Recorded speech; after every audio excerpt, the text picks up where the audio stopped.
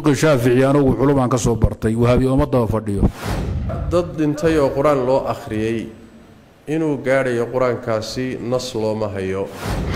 imaam ahli sunna wal jamaa ayaa qaba in qubuurta quraanka lagu akhriyo daliil quraan looma hayo xadiis nabina looma hayo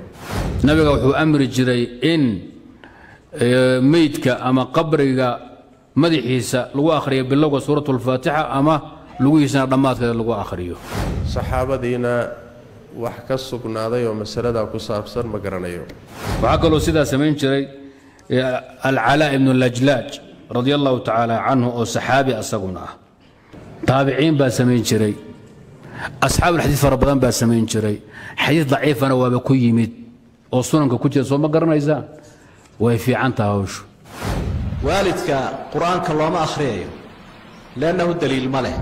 تابعين بيكسوغنتاي صحابه بيكسوغنتاي امام اهل السنه والجماعه بيكسوغنتاي ومساله فرعيه فقهيه دقيقه خلافيه ما الله اخرنا يا قفقا دنتي قرانك وحنو لنا هاي مايا وصوشان ولي واصحين حدوديسان ولي ادكاني ودلان دلهيا وصعد برد مسقولها يا بوصنيرها لغا ilaaliyo yon ku dhicine انا waxaan dhihi karaa oo kaliya waxaan igala saxsan aniga waxa ila saxsan qofku quraanku uu gaaraya wadaadaynta guri la geeyay la yiri guriga quraan saaro quraanku akhriya ama dad inta wuxuu akhriya kadibna waxoogaa ciwada ku qaatay de waxbaad kala iibsateen dad xir soo urursay 10 ama 12 ama 5 ama 20 markay quraanka khatimaan waa lagu duceeyaa quraanka marka la dhameeyo min al-jinnati wan-nas la gaaro gacmaha hadii la taago ducada waa la aqbalaa مجاهد أنس قتادة جماعة من السلف والتابعين حتى الصحابة يا سمين شري قرآن ضد لو أخرينيو هدوسا تعلين يا بريد أهين قرآن كعبادة داوية حولها دي للنافصدو كقادنا يانا حرام بوكو قادنا يا كبحينا يانا خلط بوكو بحينا كالله بحينا يانا قاري مايو أخرس كقرآن كإن وحلقو كلاقاته وخلط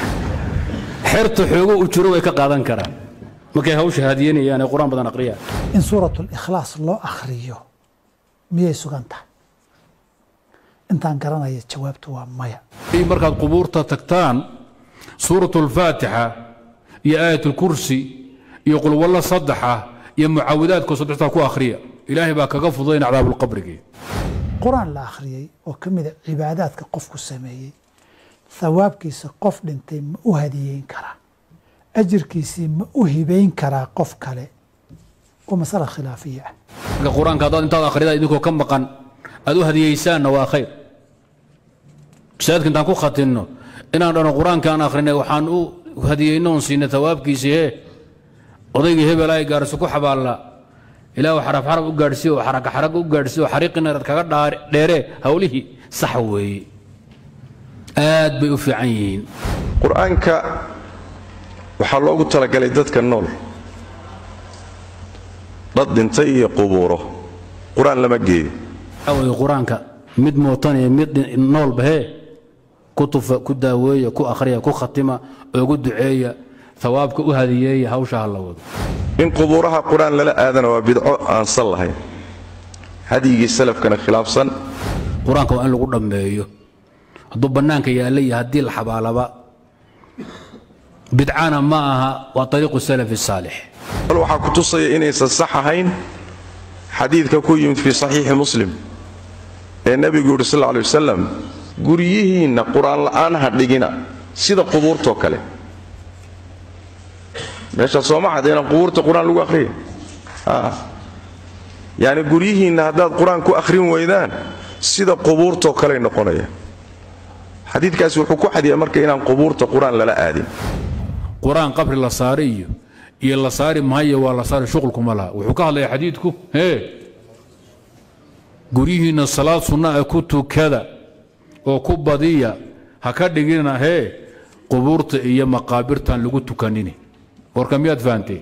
معنو واسدا نينكي كوكال دمينا ساقي قطالا قرآن كإن لا هذا حبالها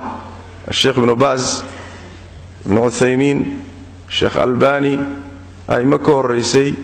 كل قد ساس إليه مركو أرم بدعاوة aaraada wadaadaha mucaasiriintu ay leeyihiin ee sunnada idinka dhigeen wixii khilaafana bidcaydan ka dhigeen sida Sheekh Albani oo kale iska ilaaliya mas'alo walba qadarkeeda ayaan la dhaafin bismillaahi arrahmaani arrahiim la siraysin la jahriyaad asal diinad ka dhigteen balaayada ummadda ku kala jabiseen qunuudkii bada asal diinad ka dhig ummadda ku kala jabiseen imise mas'alo 10 jeer baa idin kala hadlay tarbiyadu xumayd ee meel baan ka keenteen bay kamid tahay mas'ala fiqiya oo farciya ah inaad aqadi ka dhigtaan wallahi you can't lose Islam.